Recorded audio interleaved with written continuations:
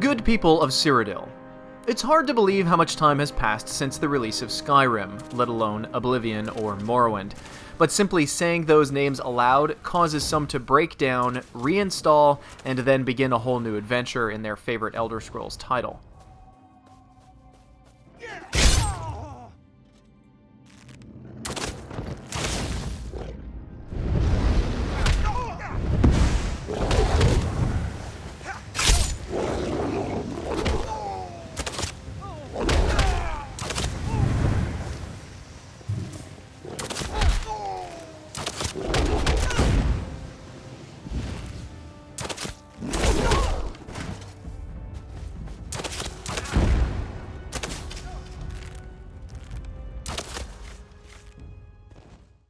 With the massive success of this long-running series, it's only a matter of time before the Elder Scrolls will be available online for players to enjoy with friends.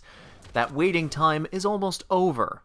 We have spent a long weekend in Tamriel getting to know the upcoming Elder Scrolls Online from ZeniMax Online Studios.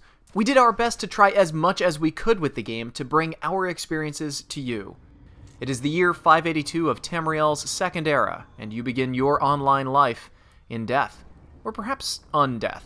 You're a slave to Molag Bal, the Daedric prince of domination and enslavement. You and some of your fellow prisoners plan a daring escape with Michael Gambon and return to Tamriel to prevent its destruction from Oblivion. Hear my voice, Akatosh. I require your strength. Let the way be opened. Let these wandering souls return home. Let the will of Molag Bal be denied. But before you can take material form, players have to select what they look like. Age, weight, height, gender, voice, race, and class are selected from a fairly standard MMO character creator. There are 9 races and 4 classes to choose from. The races are Altmer, Bosmer, Khajiit, Breton, Redguard, Orc, Nord, Dunmer, and Argonian. The 10th race, Imperial, is only available to people ordering the special edition of the game. The classes are Templar, Dragon Knight, Sorcerer, and Nightblade. For the most part, the player's race will determine their starting location and the stories they encounter. Players wanting to experience all the stories within the Elder Scrolls Online may end up playing at least 3 different characters. True to Elder Scrolls fashion, the conflict against Molag Bal isn't the only one to follow. There are other plots, with their own subplots, and of course, the other Daedric princes can't let Molag Bal have all the fun. We've already had our first encounter with the duplicitous Lord of Insanity and Cheese, Sheogorath, voiced by Wes Johnson. Almost every quest giver we encountered was fully voiced. John Cleese, Kate Beckinsale, Malcolm McDowell, and many more are slated for appearances. A few tasks, the odd death trap. Nothing so difficult to say reassembling the Staff of Chaos or rebuilding the Numidium. Take the first book, Puppy Killer, and I'll give you an additional book for each test you pass. Are you game? Elder Scrolls Online is waist-deep in Elder Scrolls lore. The story we've encountered so far is pretty good, especially by MMO standards, and we are anxious to see how it unfolds.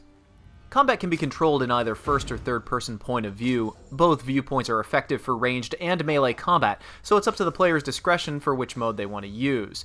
To maximize the limited amount of time we had for our preview, we mostly stuck with one class, a Wood Elf Nightblade Archer.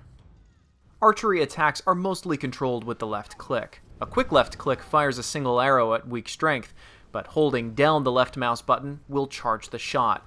Accuracy is not a very important trait, unlike the single-player version of the Elder Scrolls games.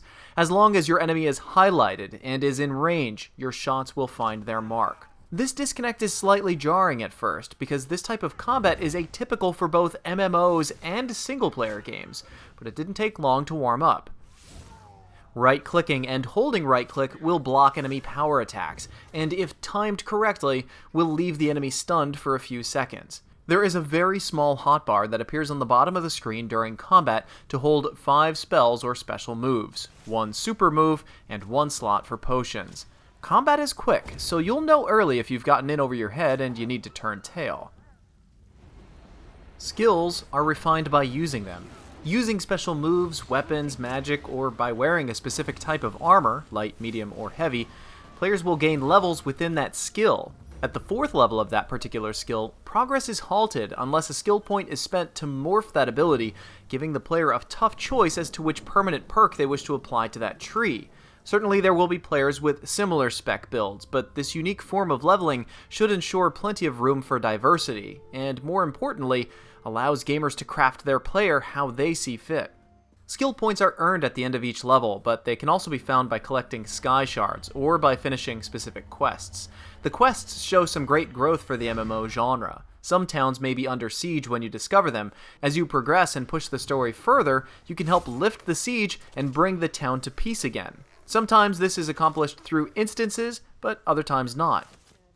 The interface is very minimalistic. Most of the HUD will hide itself when not in use, and it seems the quick bar is being limited to 5 keys for now, preventing the stereotypical cluttered look of the hotbar on top of hotbar on top of hotbar that MMOs of the past have come to be known for.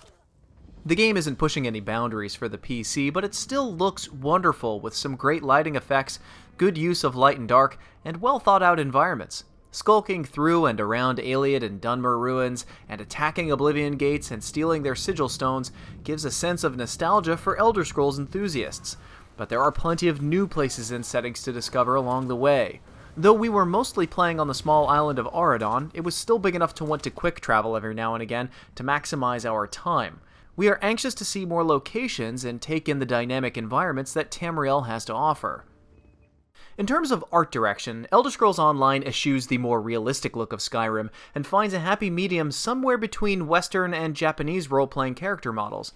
This may feel welcoming to some, but alienating to others. We love the sleeker look of the armors while retaining the traditional Elder Scrolls architecture and weapon styles for each race. The Daedric enemies look even more dangerous than they have in the past, and Oblivion looks like an even more sinister cross between Mordor and Dante's depiction of Hell.